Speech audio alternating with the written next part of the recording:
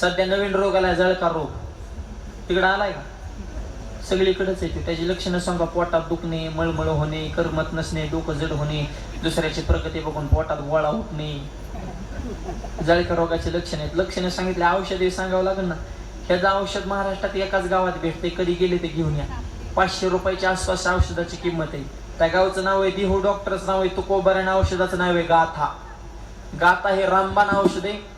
त्याच्यातलं एकच इंजेक्शन घ्यायचं. तुका म्हणे चित्त करा रे निर्मळन, योनी गोपाळ राहे तिथे.